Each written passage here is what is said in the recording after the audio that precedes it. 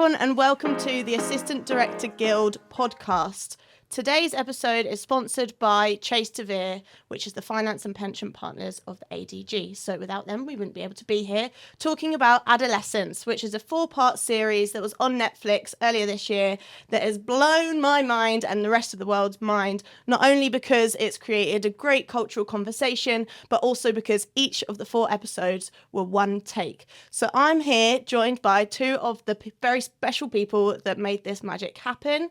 We have Nikita Vint, the crowd second AD, and Sarah Lucas, the first AD. Hey guys. Hi. I just thought maybe you guys could just give a little teeny intro of like how you even got here right now, or even got to Adolescence. Wow. Yeah, so I kind of started in the drama. I actually started in the soap world, kind of came up through the ranks that way, and then, got kind of a break into kind of HGTV and kind of started separating myself into that category a little bit. Then I ended up working with Phil, the amazing director of, Adolescence and many other awesome stuff. We did Malpractice together. Again, kind of I fell into that. I kind of had a chat with him and we started working together on that. And then from there, we kind of bounced onto Boiling Point and then Adolescence. Yeah, so that's kind of how I got into it. And then me and Nikita actually worked together years and years ago on one of the soaps. And I think were my third. I can't remember. You were they have like weird kind of roles within soaps. I came in as a third, yeah. But yeah. Strictly speaking, I'm not sure I was a third. So if you can survive the soaps, you can do anything. Yeah, well, that's how it started for me too. I was 2015 went into the soap world, and then that's when I met you at Emmerdale, wasn't it? Are we allowed to say that? Yeah. I said it now.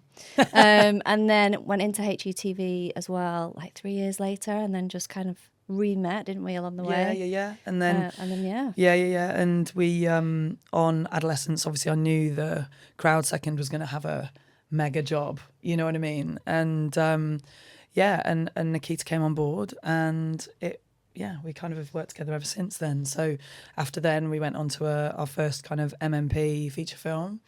We were doing Enola Holmes, the third one in that kind of... That's exciting. Yeah, which was really good. So we finished that we did like a month in Malta on that, which we had like a local crowd second. But yeah, we did that, finished that in kind of June, July time. And then, we're down here kind of working again together. So yeah, I like to kind of keep the same sort of team really. She's because stuck with me now. I am. Yeah. So it's really nice because actually you gain a shorthand, and that's like one of the most amazing things to have in this industry, especially in our team. You and Chappie, like my second AD, they kind of like, I mean, firstly, Chappie introduces herself to people as my carer. But like they know things that, about me that make everything so like better, so they can kind of think of things generally probably before I've thought of them myself, to have that shorthand within my team is so important. And again, like on something like Adolescence, it was imperative really, So I think for Adolescence, it was not only like covering quite sensitive subjects. We had hundreds of kids, which we'll talk to, but also each episode was this one take situation. Yeah. So when you first kind of got the script and got the brief from Philip, like what was like the first thoughts and how you approached that? It was really interesting actually because we were doing Boiling Point at the time, and Phil started talking about this show called Adolescence. He was kind of on board with it with Stephen Graham and Jack Thorne. And he was like, yeah, talking about it, like, yeah. And then suddenly it was like, oh yeah, we're going to do it in one shot as well. I was like, oh, okay, amazing. But obviously I knew his history. He'd done Boiling Point in one shot. And, and when we did the TV series of Boiling Point, it was very, we kind of tried to put in a few one shots as a nod to the feature. So I know that, him and Matt, the amazing DOP, are kind of, they do quite like doing that sort of thing.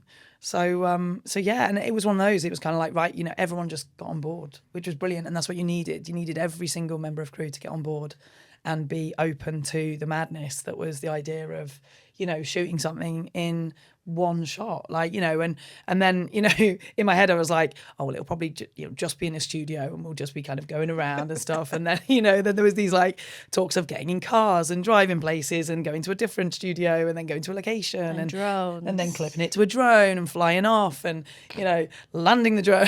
Like, I was then like 300 kids in a scene. oh yeah, just that little thing. So, So you're telling me your first reaction was like, yeah, awesome. Yeah, it was really, because, I think also when you go through the AD ladder, it's very easy for things to kind of feel very like, kind of, I've heard the phrase before, it's like, same sausage factory, kind of like, churning it out, kind of, you're kind of just making like a different version of the sausage. Like, why am I talking about sausage? Anyway, and so actually, like, as a first, I like to kind of keep on pushing myself. You do that, you kind of tick off the soaps, you tick off your kind of, your band twos, you kind of get into HETV, you kind of like, it's like, well, what can I do next? And actually for me, I've been firsting now for maybe 12 years. And, to kind of get the opportunity to do something like Adolescence, which was so out of everybody's comfort zone, was really, it's like, wow, okay, this is going to be a challenge, but it's going to be a challenge for every single member of the crew, and actually to be a part of that, which you knew was going to be something special, really, was a really, it was a massive pull. Yeah, nice. So yeah, it was I was different also for terrified me because I hadn't done Boiling Point. Obviously, I've worked with Phil before. We met on The Responder, and I met Matt then as well. Obviously, aware of what he did with Boiling Point, but technically, so as I watched it as a viewer, Boiling Point, I was kind of like, wow, like how did they do this? So when I came onto Adolescence, knowing it was going to be shot the same, even though I was in it and I was right there and I could see it. It still now blows my mind. Yeah, like, how did we do it? I agree with that. There's loads of times, and when like, I've been chatting to people afterwards, like, and they're like, "Oh, how did you do this?" There is that part in my brain that goes, "I don't really know," because it is massive. Because I think, while we were doing it, we knew we were making something magic, right? Okay. You just get that feeling. You're making something magic. And you just do it because you have to do it. And then suddenly you kind of look back on it and everyone else is like, oh, but really, how did you do that? And, and I've had quite a few, it's been amazing. Like the response has been incredible. And, I've had quite a few like firsts kind of, message me on various social medias and be like, nah, like how did you and your team pull that off?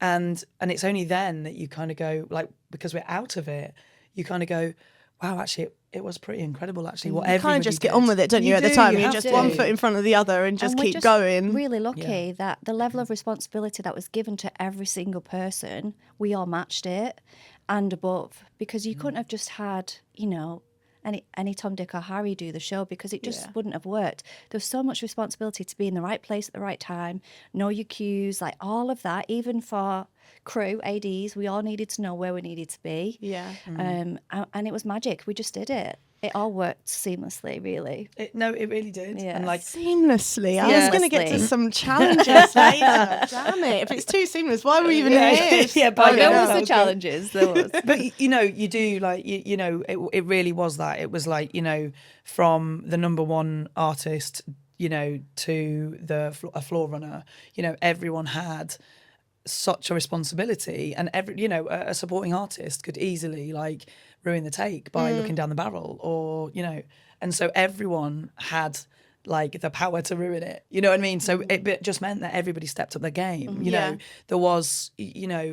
There was kind of just no bad eggs, and that's kind of a rule that we all kind of live by within, Phil's world. Like he loves to create this family of, amazing people, and so many people want to work with him because that's the atmosphere he creates. Yeah. And actually because of that, he gets really good people, and I mean Warp are easily the best production company I've ever worked with. Like, I'll always fly the flag for Warp, because their kind of like dedication to just safeguarding everybody on set, the cast, the crew, the supporting artists, like every single member of set is looked after, and ridiculously, like, you know, every Wednesday we went for a wellness walk, and everyone was just, you know, it's like, no, leave your computer now, get up, let's get out the desk. Nice. Like, let's get away from the desk, let's go for a walk, let's just chat about anything. Just you know. thinking outside the box as well. They were so good at thinking about things that, you know, we probably walk into a set day to day and don't even realise we was missing those things. Like the children, they decorated the whole marquee. They put drawing competitions on for them. Like they thought about absolutely everything. And even like after the job, they were still looking after us then. We still keep in touch with the WARP team, don't you know, we? absolutely. And, you know, if I could work with Warp every day, I would. Yeah. Like, they're so good. And, you know, Mark and Leo have got just such the perfect ethos. And, you know, it's always Mark Herbert that's like, you know, just don't be a dick. You know, and I take that with me, like, you know, and, you know, they offer any sort of like mental health kind of, you know, they offer Solar Mind appointments, like, you know, and which, again, another kind of amazing company that, you know, I kind of fly the flag for. Like, Great. you know, I think majority of our team, like, you know, used that. And it was just really, really nice, you know, and people checking in, like, how are you doing? How are you doing? And like, nice. really, really good. And you don't see that. And I think that's, you know, so many other companies could really, you know, I don't want to get on. I feel like I want to get on my soapbox about it because they're just so good at it. Yeah. You know, and also on reflection, there are a lot of companies that are really bad at it. Did you I mean, I guess what would be a nice way to go through this is to talk about like the prep stuff, because there's going to be lots of like ADs that are thinking similarly, like how the hell did you even start to tackle it for both of your for your teams, and then we'll go through the shoot, and then we'll end up with like the reflections, because did you realize, like, yes, you had everyone was amazing, but did you realize the gravitas and the impact that it would even have at the time? It was a really weird one, you know, because when we were doing it, you couldn't help but focus on the way we were shooting it, like technically. You know, we knew that we were going to be doing the one shot thing and all the logistics that had to go with that. Obviously, when you read the script and you see the subject matter, you kind of, you know, you go, ooh, you know, woof. Like, you know, and I think because, like, from my point of view, logistically, as I was reading through the script, I was like, right, how are we going to get all of these people in a car over to that studio? You know, there was the logistics that I was thinking of. And it's kind of really only after the show's come out that actually you kind of go, God, and actually, like, the cultural impact it's had on the world, actually. They're going to show it in schools. Showing it in schools. I went and did a talk at a women's hospital, and they wanted me to talk, you know, I was talking about, you know, toxic masculinity and, you know, and I was like, wow, like, you know, and misogyny, and, you know, and I was talking about it from a much more kind of cultural point of view. And it was interesting because I can talk about ADing till the cows come home, and I love podcast. it. Hey, It's the podcast, and it's the podcast, obviously. But, you know, like, you know, sat being asked to do a talk about that because I was involved in something which kind of had such a cultural impact was incredible. Like, you know, we were saying on the way in, weren't we? Like, it's only kind of after the show's aired that we're like, gosh, actually it's so current. It's beyond entertainment, isn't it? Yeah. Like, it's actually done something. Absolutely. We didn't realise at the time, did we? We were just like, No. we knew it was magic. We knew it was making magic TV because it felt nice. It felt good to make. But we didn't realise the impact it would have after. No, and I think because of the one-shot element, it's so immersive. You can't get away from it.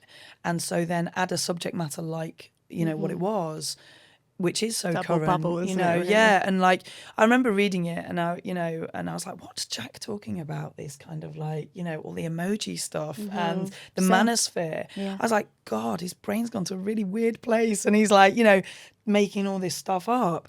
And I was like, and then suddenly, as I started researching it, I was like, no, the whole like, thing we don't know. no, absolutely. Like, you know, the red pill and the blue pill and the exploding pill and the different coloured hearts, it actually means something, you know. And I have a 5-year-old little boy, and the thought of bringing him into this world and like him having to go through all of that is like, it blows my mind a little bit, you know. Yeah.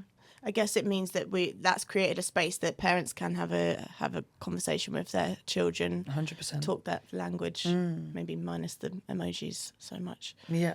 How did you tackle the schedule? What was the first thing you kind of thought to do? Because it's, I don't know, in my opinion, I feel like how can you schedule something that's just all in one go. Yeah, one scene. Well, it's funny because when I was doing my deal, and they were, talking about like, prep time, they were like, well, you don't need to do a schedule. So, didn't say that. Yeah, it was really funny. And I feel like it was tongue in cheek. I mean, I was like, I can't just have like 3 weeks with this. Like, anyway, obviously I ended up kind of getting like, I think it was like 8 weeks prep I had. But you kind of I had to look at it as a rehearsal schedule really, and like what we were going to do within. So we ended up we had 1 week of like a cast week, 1 week of like tech week, and then we had 1 week shoot week. So yeah, it was kind of like how those weeks looked as opposed to like doing a conventional shooting schedule that we're all used to. Yeah, and kind of working out like what the best way to rehearse things was. And obviously Phil and Matt, having done, shows in that kind of format before, like they kind of like, were like, no, this, we'll kind of like, we'll look at the first kind of like 3 scenes, we'll nail them, we'll then do like scenes 4 to 6, we'll nail them, then we'll go back and we'll go 1 to 6, and we'll, keep on going back, and it ends up becoming like, muscle memory. Right, okay. But yeah, in terms of the schedule, it was mad actually how much scheduling I had to do for a show that only had like 1 scene essentially, 4 scenes. 4. Yeah. Yeah. I'm interested in like what part of the process you were brought in, Nikita. Like, did you have time to prep? I mean, so I joined the team a little bit later than usual, so it was already prepped, and it's quite difficult as a crowd second taking, somebody else's baby over, but. I kind of slotted in, thankfully, really well. We already knew what breakdown we wanted in terms of background, so it was, I think even 1 episode was already cast, wasn't it? Am I right? Yeah, I think so. So basically our crowd second had some personal reasons why he had to leave the show. And you'd been working away in Spain anyway, hadn't you? Yeah. And then Nikita came on board. Sure. So I came in and, picked up, I think I ended up casting the last 3 episodes, which included the children. Actually, because of the children's situation, they have to start casting early with all the licensing and stuff. Of course. So a lot of that was already underway. But yeah, I just slotted in pretty easy, to be honest. But like the budget and stuff was already arranged. How do we get to 300 pupils in the school? That's what I want to know. I think it was just... Was it the fiery vaccine, knowing that we needed to like we full knew, school? Obviously, like when you get given a budget and it's like, this is roughly how many, we can get and stuff. And I think we really wanted to make the school scene feel real, and actually you can't kind of, I mean, we've all been in those places, right? Where you're trying to dress a nightclub and you've got 12 people to do it, yeah. we've all been there. And and so we knew that we wanted to have a decent number of people within the school. And I think we ended up on about, I think it was 300, wasn't it? Yeah, and then it's mental. Just children. There was adults on top of that as well. Yeah, that is mental. Obviously, we needed chaperones and everything. So most of the teachers that you see within the episode are chaperones dressed up or ADs dressed up. And real teachers from the school, real pupils. The pupils. Yeah. There was 80% of the kids were real pupils from the school. Brilliant. So, which was brilliant because actually they had a shorthand knowing like getting from one block to another and stuff like that. So that was quite good. So for me, my role then was just basically the logistics, getting them in and getting them on set ready for Sarah. When you've got 10 adults and they're all, they can all get dressed themselves and they can all walk from A to B with minimal instructions themselves. It's like pretty easy. Do that. Oh, yes, Sometimes it's not quite that way. Yeah. But then when you're talking about 300 children with 300 parents, 50 chaperones. 300, 80% of that 300 have never been on a set before. Yeah. Yeah, how was that? It was a lot. I can imagine. I love a challenge. Thankfully, I was supported by an incredible team. We had 10 crowd ADs. I think it was more than that, wasn't it? Was it? I think so. Production as well. Like production were incredible. And obviously, again, there wasn't some sort of, we had to license all of those people. So I know that was we had a welfare producer. She really helped a lot. Psychologist. Yeah, we had a child psychologist on set at all times. Obviously, like which was great, and she was. I mean, obviously, again, you put 300 kids in a room together, there's going to be, Carnage. squabbling and It stuff. really helped and, though that we had the real teachers. Like we had some teachers there that knew these pupils, and then we had a dance school. So Phil's daughter dances with a school, so we got 10 of those girls in with us, and their dance teacher came. So we got their teacher in the shot as well. Like I said, the ADs were mostly all dressed to be in Vision. So just like those little aspects. I mean, Ash and I, so Ash the third, we spent a long time at the beginning of this particular episode prepping. So we prepped the camera plan, like the way it was traveling through the school. Mm-hmm. We kind of labelled each set so it was easy to translate to not only the children but the chaperones and then to the AD. So Ash basically became like a show caller. He would sit in the room watching the live stream basically, and calling it out. So the camera's on its way to 10G, stand by for the cues in 10G, and there'll be an AD in there to relay that information to everyone that's standing by waiting for this camera to come in the room. It's kind of like live theatre, really. It is like live theatre, yeah. So I was trying to think, do you have a camera on with an Apple AirTag and you just see it at one point we were getting Matt to share his live location. Stop that right So, Is that true? Yeah. What? During prep, it was Chappie, our seconds, came. She was like, why doesn't he just turn on his location? Brilliant. So you can Find see my it? friends. Yeah, Find the camera. absolutely. I didn't know And that. then- And all the crew on that as well when you can't find anyone. Absolutely, right?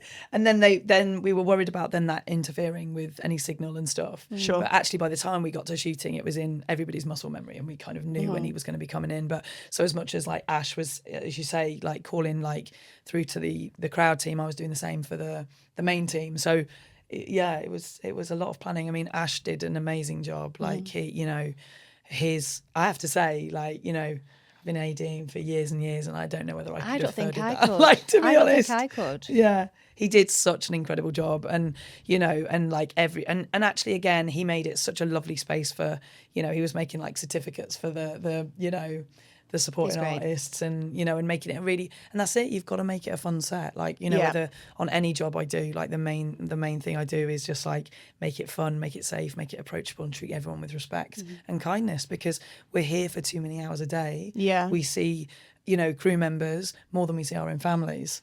So why would you ever want to go to work if you don't have a lovely time on set, and I like to think really that that is an ethos that I will continue to pass down, and I know that our team all have the same kind of mentality, so that's kind of the most important thing for us, really. So take us on set. What was the feeling, the rhythm of the day?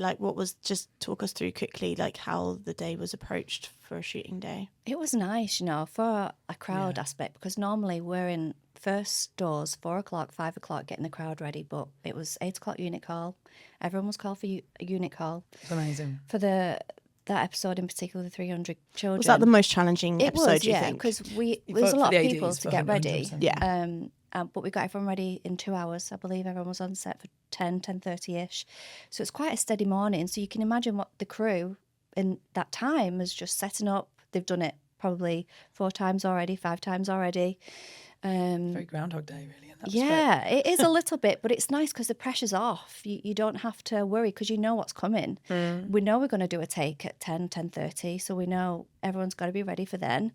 So it's pretty chilled. Problem solving, like I said, any issues from the day before or the take before, we just air it out then, and what can we do to fix it. And then once they're on set, it's kind of like stand back and hold your breath for an hour. Yeah. Literally. I literally calling action, and then I'm like, especially when we did the police cell at the I'm so sorry, what was the episode where it was just them two in the room together? Episode 3. It was just them two in that room for the majority in a studio, so you're basically holding your breath for an hour waiting for them to call cut. I mean, it was probably one of the most filming friendly jobs I've ever done, because as Nikita said, we'd do a take at 10:30 through till 11:30, and we'd have a 3-hour lunch, where various people would be reviewing the previous take, or as you say, ironing out maybe little tweaks that didn't quite go right with that take or whatever. And then we turn over again at 3, 3:30. You make it sound like it's really chill. No, but it is. I'm thinking It about really the, was. all the Like, other it was chaos. such Yeah. a nice happening around it. environment. But it really was. But again, you know, like once you kind of have, you know, worked out the kind of like the plate spinning, you kind of can't help but go, okay, this is what we do now. This is the way we do it. And, you know, and most days we were like- wrapped by 4:30. It was like riding Everyone a bike. loved it. It was Once you learnt it, it kind of flowed. Everyone knew where to Yeah. be. Everyone knew the marks. Everyone knew the cues. Everyone knew was going to finish at 11:30 for lunch. Everyone knew was going to wrap at 4:30. Yeah. It was It nice. and that was such a you know, novel way of shooting. So you know, I mean, the Sparks were beside themselves. Like imagine. you'd imagine, Yeah. you know. And then, but it was funny because then you'd occasionally, you know, some days you might go to like 5 o'clock or something. Well, going late today. You're like, are you mad? Seriously, are you mad? But yeah, so you know, and again, because it was such a nice vibe on set, you know, everyone kind of like just worked their socks off because it felt like such a team, kind of like, you know, the morale was high. the morale was high, you know. Do you remember that day when we was all in the unit base on the field and traffic management came back obviously every lunchtime and it was more than an hour, so we was all just having fun, playing games, creating dances.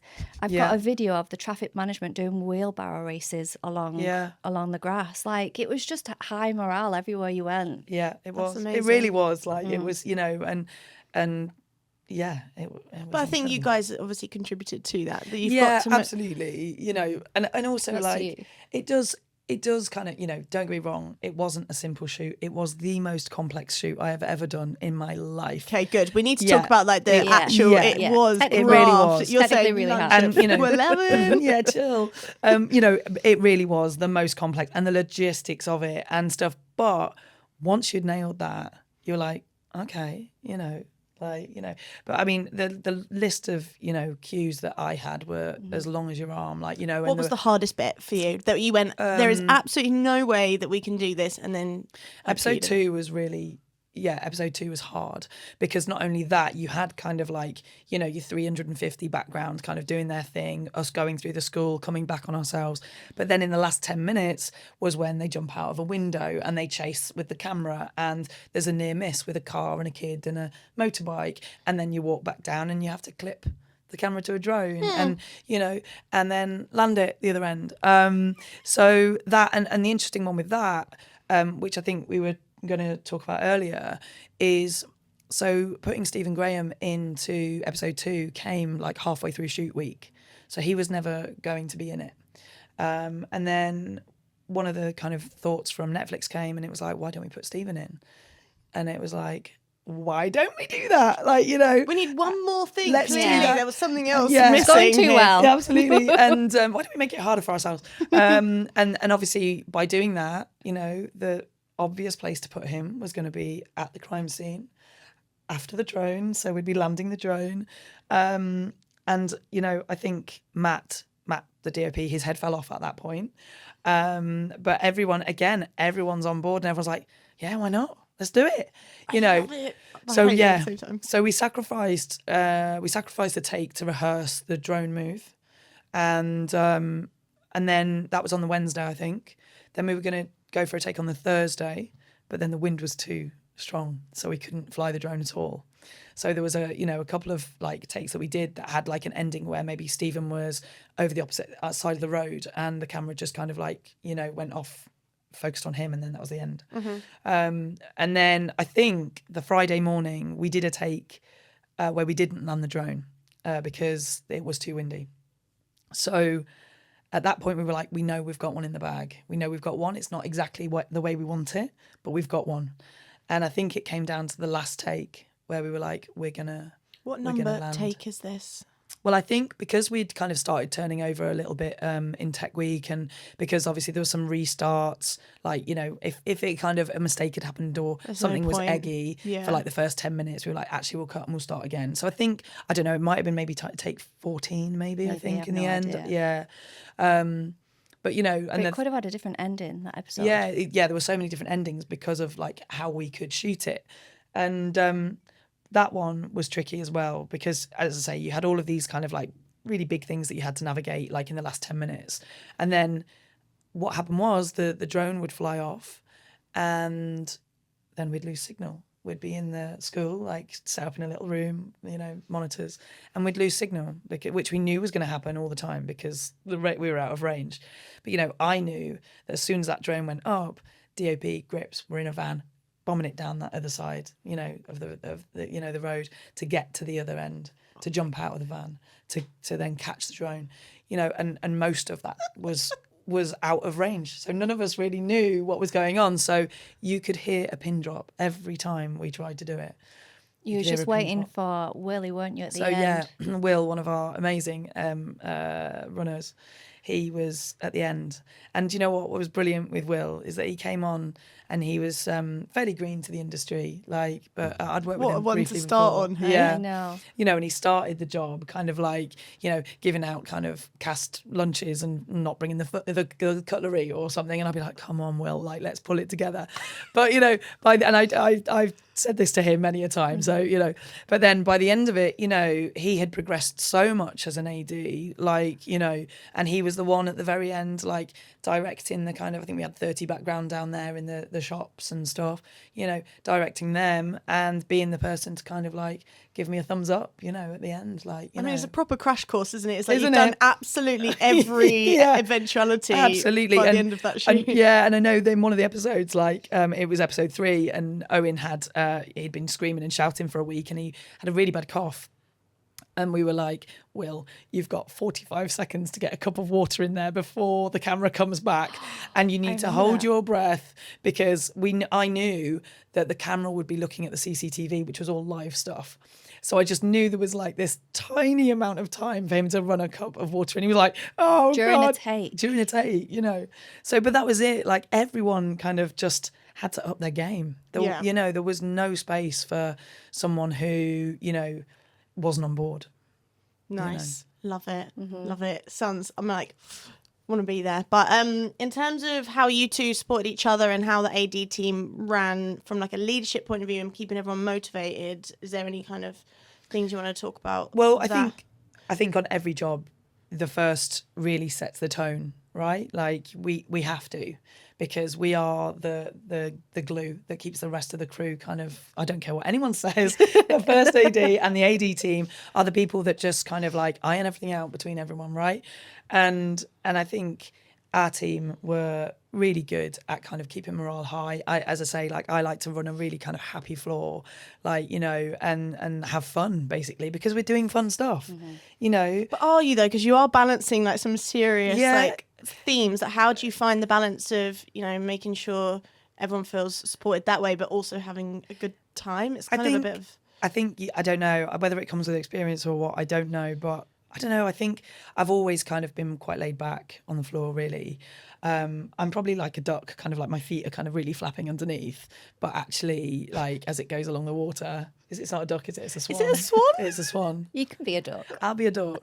Hey up, duck. Yeah, hey up, duck. Oh, that's so cute. But I've actually got a little tattoo which says "Hey up, duck" there. Stop that. Is that you are the Yeah, I'm dog. the duck. But I just think we all, yes, we have schedules to complete. Of course we do. And yes, time is money in our game. But I think people's mental health and having a good time is just way more important than that. And I think if you kind of take yourself and the job too seriously, that's where you kind of start crumbling. And don't get me wrong, there are times, not so much on Adolescence, but there are times on jobs where I'm like, God, we're just not going to get the day. But I remember when I first started firsting, I would take all of that on my own shoulders. When I was doing the schedule, I'd take it all on. And as you kind of go through and you do different jobs and you work with different people, you just have to remember, it's all collaborative. I can't do my job without, a location manager doing their job properly. I can't do, without our team doing it properly, without the director, doing his thing. We're all such a collaborative world. Yeah. And it's unfair for people to put all of that. And I've seen it, people go, the first is, not driving it or whatever. It's not that. It's a collaborative thing. Everyone's got their hands on each other's shoulders, we're little. Yeah, chain. 100%. But also credit to you though as well, because you kind of lead an open floor in terms of, you have fun. Yeah, you have fun. but you're approachable. People like to come and speak to you. You know, if there's problems, you just fun, open, but also, you know, people respect you. So I think not just from ADs, but I think from a whole crew. So I think that's why your floors always run really smooth. Oh, That's really nice. she just wants another job. I was going to say, how much did you pay her for that? No, but you know, thank you. You're welcome. I can tell that anyway, just from Yeah. both of your general energy, that you clearly did have a good time. Yeah, no, we really Otherwise, did. it would be a bit awkward Yeah, talking about it never this working much. with her again. Yeah. Yeah, They did for me. arrive Thank together, you. to be fair, so it's like they are friends. Yeah, We we are, are. yeah, We're living 100%. together at the We minute. are actually living together down here. Yeah, Wow, yeah, bloody yeah. hell. I know, yeah. We, yeah. But you know, I just do. I just think you've just got to. I know that I can't do my job unless my team, like, you know, are there supporting me, because Totally. you know, and I think that you know, the good thing is as well is, like, you know, on Adolescence, you know, Phil, like Stephen, they're so approachable. They're such Starts from like the top, doesn't it? does. Everything starts from the top. Joe Johnson, our amazing producer. Incredible. Oh my God, like, you know. And I think, you know, Stephen would give like pep talks before, like, you know, and it wouldn't just be to the cast, like, you know, the top 10 or whatever. Can we get a rendition? It would. Oh, yes, please. Hang on. All right then, guys, what we're going to do today, we're going to smash it. We are going to smash it. Hey, there's no small parts in this.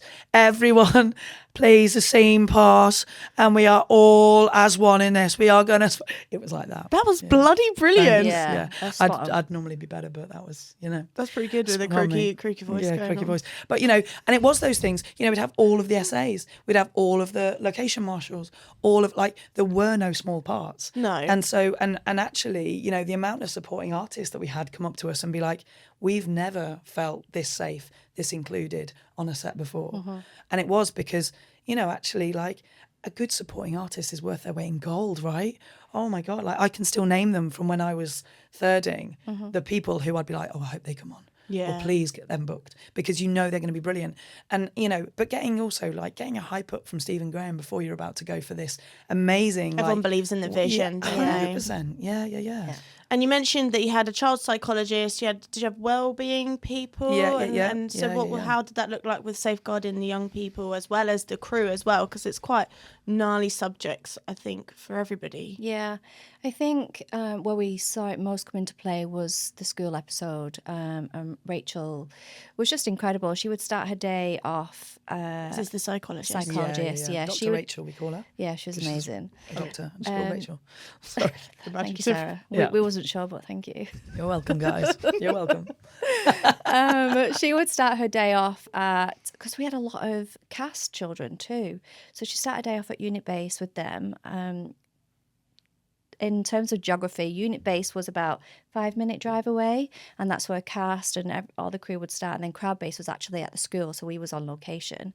So she would move over to us, because like I said, it took us 2 hours to get everyone ready, and she would just check in the morning. We had a head chaperone as well as 45 other chaperones. So she would do the rounds every day and just check in. She'd come to me and check in. And like I said, I had the PM on hand with me as well at the marquee. So everyone was just there. Everyone was hands-on. And by the time we was rolling for the first take, everyone was in a good place. And then it would be the same thing all over again for the afternoon. So, yeah, it was just really open communication. We could just call her up and she'd be, you know, on your doorstep within a couple of minutes because everything was really close. Yeah. But also, like, whereas I think you'd normally have maybe... in terms of chaperones, we had extra chaperones on top. So maybe you'd have like, you know, one chaperone for every 10 kids. We made sure that we had one chaperone for every 6 kids. Right. So, you know, everyone was in a situation to feel safe. Everyone knew there was, you know, a place to turn to. And as Nick said, like, you know, production was so good. Like, we had like 250 kids drawing portraits of Phil Barantini. yeah. There was like, it was amazing, you know, and there was there was competitions every day. There was, you know, again, just things to keep people entertained and keep people kind of, you know, and They are kids at the end of the day, Absolutely. professionals, but still kids. yeah, They're like amazing. and there was at one point I said to Stephen, we could go down and give them because they were getting ready in a different place to the rest of us. So I was like, everyone's had this hype talk. Is there a world where, and he was like, absolutely. I mean, Stephen Graham is like, came down to the marquee. hands They loved down, it. yeah, one of the best humans to work with. And he came down and they were playing the Rocky theme tune to him. I actually like videoed it. And like, I'm not massive on social media, but I put it on TikTok and it got some like 4.9 million views. That went viral, guys. Oh so my goodness! So if hell breaks loose and the AD team is, you're now like a viral sensation. I am an influencer hun. So but again, like it was those sort of little things, 5-10 minutes out of his day that literally made those kids like, because obviously when we start rolling, he wasn't there until the very end of that episode, but B, there wasn't that time, because normally there is that time where maybe the kids could go up to cast and be like, oh, hi, or whatever. But on this, there was nothing. Because they're going to be 50 years old in the pub. I remember when Stephen Graham. Yeah, exactly. Brilliant. So, and I think that was it. I think, and again, kind of going back to, how brilliant Warp are and stuff and production and, every space was made safe for every department, and I think everyone, I hope had a really good time in that respect. Like it. Yeah. What are the learnings that you're taking forward into the big wide world of future? You talked about Enola Holmes 3 and all obviously what you're doing at the moment, but like what's your like takeaways that you learnt there and that you're taking forward? I mean, I think that sometimes when you're an AD, it's like you're standing at the bottom of a mountain and you look up and you're like, how the fuck am I going to get up there? Especially like you look at a schedule, and budgets are always tight. They're tighter every show you go on to, right? And there's not enough time to shoot things. And, and I think Adolescence kind of really opened up that world of actually anything really is possible. And, I know now that, if I work with different directors and they've got kind of like 20 minutes to do a scene, they're like, I can't do it. I'm like, yeah, can. Yeah, can with me around. You yeah, you'll be fine. You can. Yeah. And I think it's all about, it's again about kind of like just appreciating your own worth and kind of like, just kind of having a confidence in yourself that is like, yes, we are in kind of a crazy industry but that makes it magical. Yeah. And actually like, to kind of, again, like, because we do look back on it and go, how did we do that? We got in a moving car and like, and sent all of that, you go, actually, you can do it. And I think it's very easy to kind of doubt yourself, especially like young ADs that come up and they feel really overwhelmed. I know I did when I first started, and I remember I started in locations and I can't remember just watching the ADs and kind of like seeing how they moved and what they did. And, I was like, oh God, I could never do that. And then suddenly you do. And I think it's about kind of like knowing your worth and standing up for yourself and, and that really, that's what I took away from it. I also feel like for ADs that are just starting out, I remember when I first started, I was just like, oh yeah, there's a job, let me take it. But now, the older I'm getting and the longer I've been in the industry, it's so much more important to pick your team, to be loyal, to give your respect to, those that are good at their jobs and, want to invest in sharing the knowledge and sharing their experience with you because they're the ones that are going to look after you. So early, I was just throwing myself at every job and, I didn't think about who was going to be the team. But now, really, really think about who you want to invest your future in. Yeah. Because ultimately, I want to be a first AD like Sarah, not like some other person that I've not worked with for 10 years. Do you know what I mean? We'll just refer to them as Voldemort going forward. But we all have a Voldemort, right? We all have a Voldemort. I have loads of Voldemorts.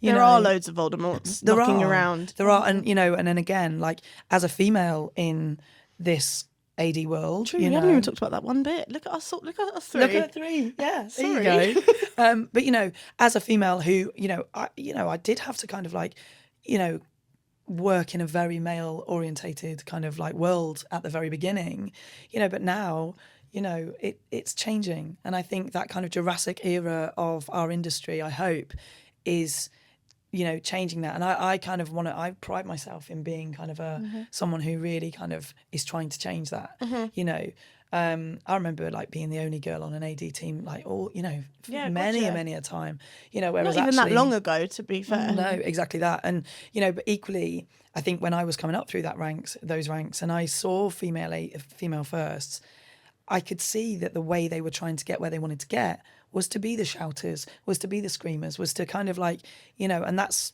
you know, no shade, all tea, no shade. Do you know what I mean? Like, and I was like, I'm not going to be like that, because I don't have to be like that. Yeah. Because actually I know my worth and I know that I'm good at my job. Yeah. You know, and actually our team now, we've got James on there as the only boy, and the rest of us are just like, you know, yeah.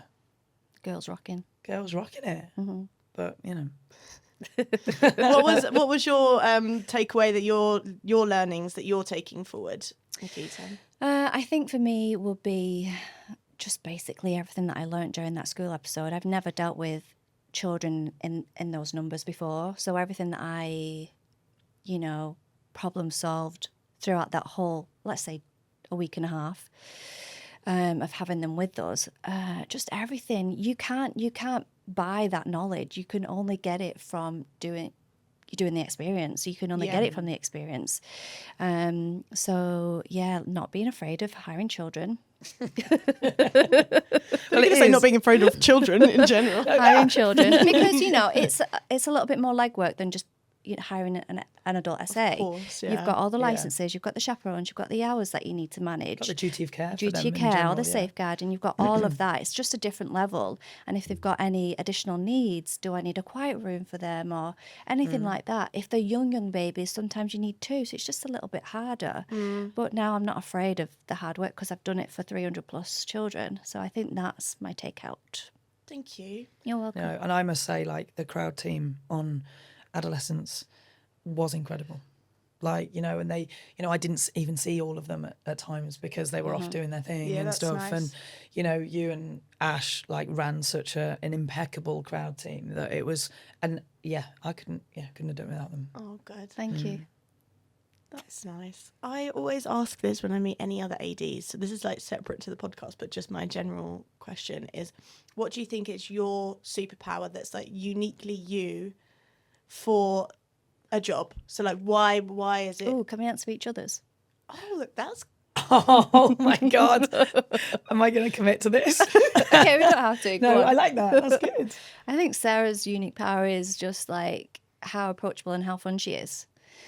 Because you can get those ADs that can be like that offset, and then as soon as they're on the floor, the shouting comes out, or they don't want to speak to you, they've not got the time. But she's always open, always approachable, and always fun. In fact, I don't think I've ever had a working relationship like this with any other first AD before. You're going to cry. A little bit.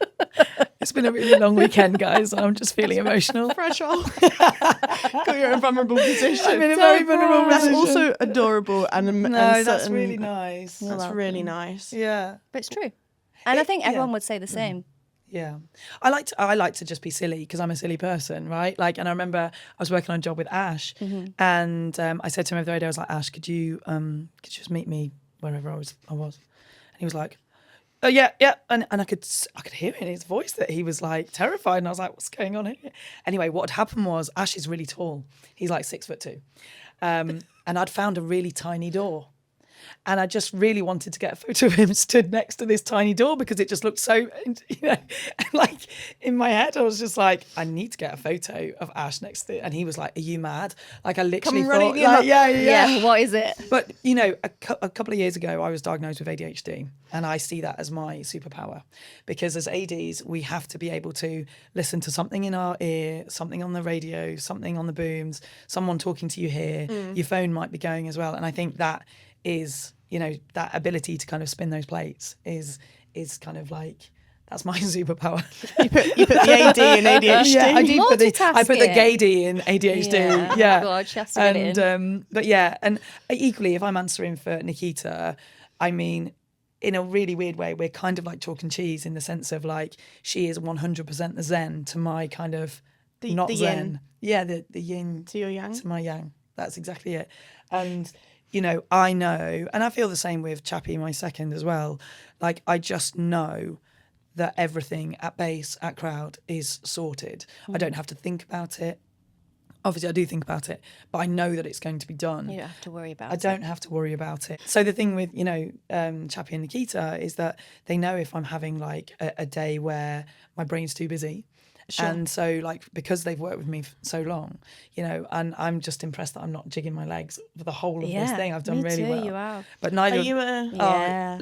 I don't I am even a know. little foot When you've twitcher. got Yeah. adjoining desks as well and the whole monitors are shaking and Yeah, everything. Chappie won't sit opposite me now because she's like, I cannot stand my monitor just doing this the whole time. And I don't know whether it's an anxious thing or whatever, but the fact that they know that and are so kind about it and kind of just know that maybe it's time for me to take the dog for a walk or it's time for me to get a cup of tea. Both of them, have such compassion in that way. I mean, Nikita more than Chappie because Chappie's kind of dead straight brummy that says it how it is. But we just know each other, and that actually is a really, really good thing. And again, the whole thing about being able to find your tribe. Yeah. I think if I was to answer for myself, my superpower. I was going to say, what was Nikita's superpower? No, That was she it. answered it. Yeah, Okay. Just that she's so kind of like compassionate and so Fine. so Yes. good at Yeah, kind yeah. of like doing things that I don't have to think about. But I would say I like to pride myself on being super adaptable and really, really calm and just open. She's so calm. She's so Am I? Yeah. And I like to be able to have an open channel of communication from, everyone that I work with. And I like to give my experience to other people too. I don't know whether that's a little bit patronising or not, but I like if I get young ADs coming in and I'm like, so, you did this. Oh, I don't know, maybe it is patronising. It's think not. it's good. But I It's like not to be. because you don't do it in a patronising way. And actually, I remember when I was first starting out, and I looked at my third like they were a god, let alone like the second and the first. Yeah. So the idea of being able to kind of like look after those people, and it's not patronising, it's nurturing. But the people that want it as well, because you can get some people come in that are just here for a job, but you can tell those people that really want to learn, and I like to just give them a little nugget of Nikita just to take Nikita's along Nuggets. the Welcome. way. I feel like that should be We've its created a own new segment. I'm going to come on to that in a minute. We're going to come back to this. Oh, but yes. God. Okay. So speaking of Nikita's Nuggets, I've got 3 quick fire kind of advice things that we want to get. So welcome to Nikita's Nuggets. Please can we have some advice for someone that... I can't get over the Nikita. I can't believe I'm it's sorry, I don't know where that came from. it came from the depths of hell, and I love it. I love it so much. Never worked in film before, starting in film. Bit of... in the AD department, obviously, specifically. Okay. AD runner, things like that. Nikita Nugget, please. Nikita Nugget would be, oh gosh, now you put me on the spot. I did so much revision for this as well, and I didn't revise this. Okay. It's because it's a surprise. It's a Nikita's surprise, Nuggets. yeah. Nikita's Nugget would be, don't be afraid of hard work and be open to learn. I think a lot of ADs can come in and think they know best and try and prove themselves. It's not about that. Be open to make mistakes because that's where you learn. Be open to have the difficult discussions and ask people questions because a lot of time they'll just think they understand the question or say, for example, Sarah's asked for something over the radio and they're like, yeah, copy that. And they're just running away blindly thinking, oh, I don't actually know what she means. Just ask the question. When I started, There's I didn't no know what failure in sides that. were. So like when people were like, can you ask people if they want sides? And it was a time where I was working on a soap and we'd go out to a pub for lunch and, and we'd have to I'll organise stop all of this that. right now. You know where I'm going with it, right? I can see exactly where this is going. So like, and Wait, I'm I like, okay, do you want Chicken. coleslaw or Chicken tenders. chicken tenders or onion rings with that? Chunky And they were like, oh, we don't normally get asked for that. Like, we're not normally allowed like that sort of stuff. And I was like, well, they asked if you want any sides. Wow. Okay. A moment of silence for the sides, please. But but it is that. It's true. Yeah. If someone says, oh, turning over, or Yeah. turning around, Who's well, they all telling you- sound the same thing. Like, just ask. I have had it where I've had like someone starting out and they're on a radio all day not knowing, and I'd much rather anyone. And that's it. It's about being approachable. You have to create the space for people to feel they 100%. can ask. Otherwise, Yeah. they're just going to Otherwise, they're going be to hate rubbish it. or hate it or both. Absolutely. Yeah. Okay, thank you, Nikita Nuggets. Next Nikita Nugget, we would like to know if someone's stepping up. So it's a good thinking question. maybe like career thirding and then thinking maybe I need to go to the next level. Well, I can only talk from experience. For me, I absolutely loved thirding. I loved being in the thick of it. I loved being on the floor. I loved being busy all the time. I loved being, integral to almost every department because they come to you for the information.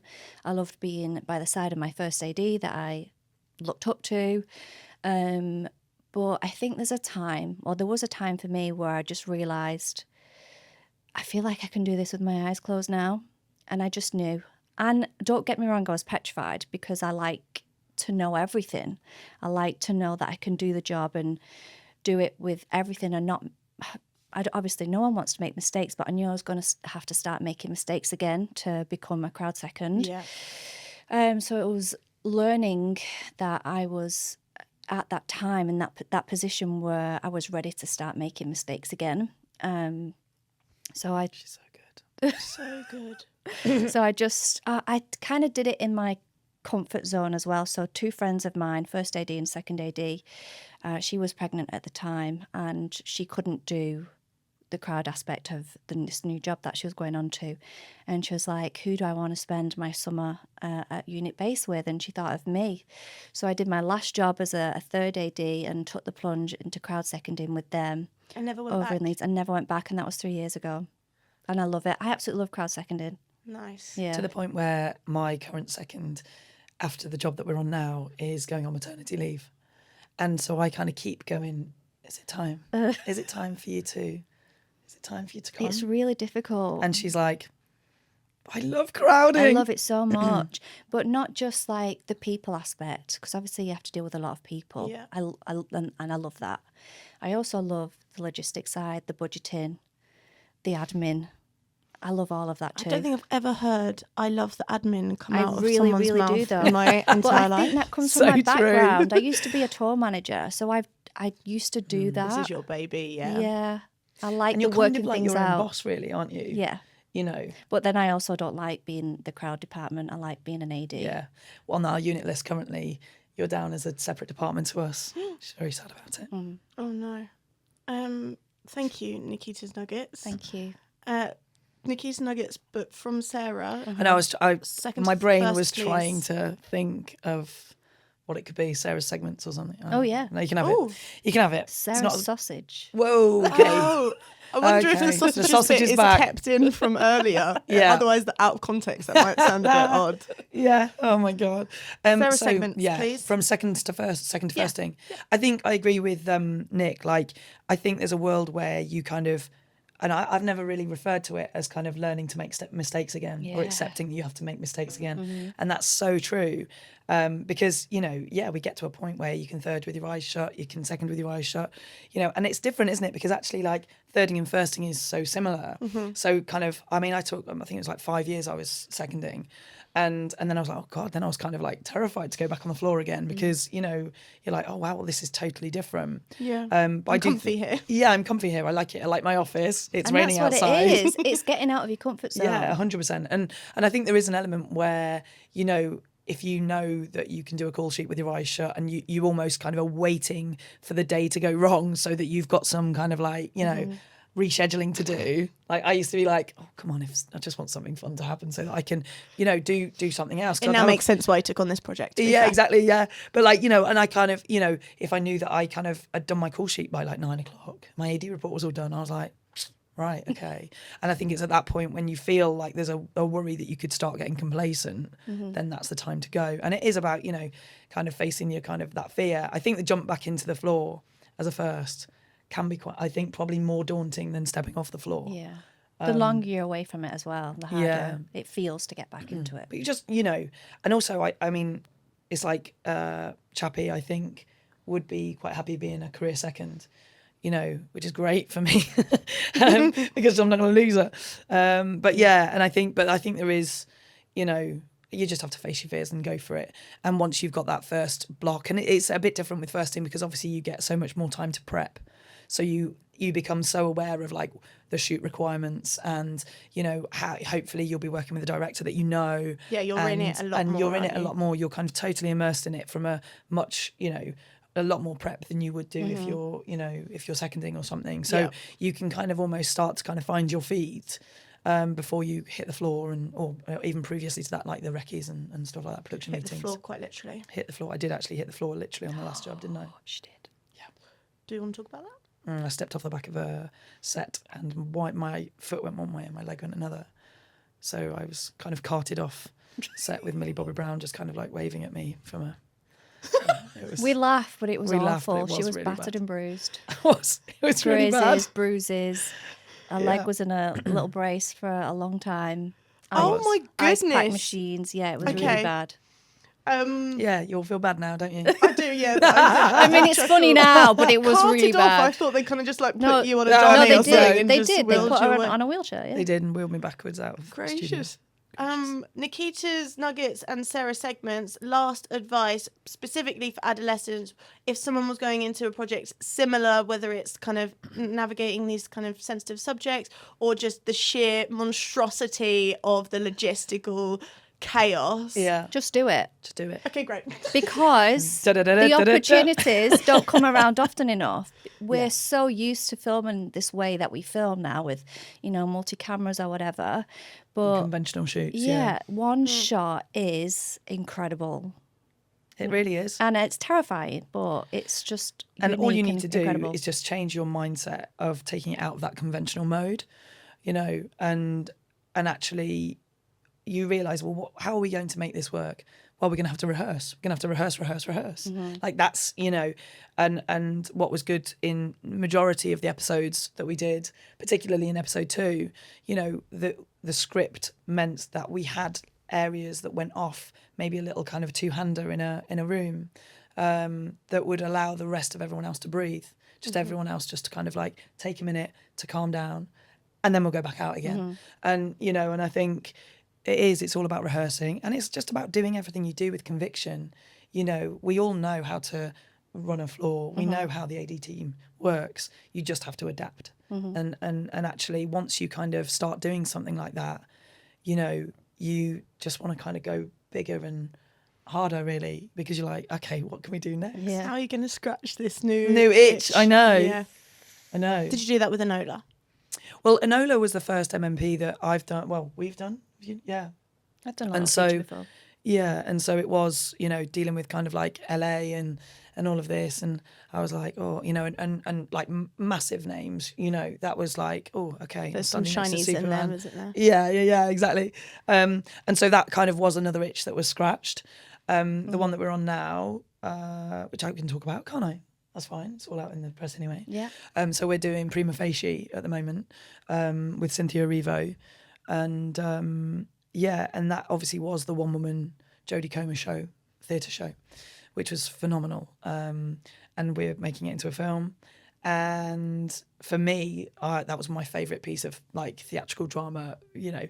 So getting to do that. Did you see it live? Yeah. Yeah. Well, I saw it I've got tickets for the tour now, but I saw it at the cinemas, but I was just blown away by it. And so to do that for me, that's kind of another little itch. And I'm a big musical theatre fan, so chance to work with Cynthia Erivo was like, hello, let's do that. But getting it out the way now, we've just had Wicked on repeat. Wicked on repeat. Just get it out the way. Obviously, just singing it all the time, and So then I'm then just she'll gonna not play have cool. like these little. Are you talking about in combustions. the house? No, in the office. In the office, yeah. Our office is very what's the word? Musical. Musical theatre, you know, lights. Mm-hmm. You know, It's very happy. it's a very happy office. Sure. It is. I hate musicals, but Oh, that's do it. Oh my you? God. That's What are we another doing thing. here? Yeah, okay, Let's I'm go. done. Let's go. I'm done now. On that note, thank you so much, guys. Before you ran away, it was lovely to have you. It was nice to hear about the whole shebang. But yeah, thanks And for I coming. feel like we just chatted loads of different tangents, but Yeah, sorry about that. Yeah. There was a thread somewhere. I'm sorry. Thanks. But it was great. Thank you. Thanks for having us.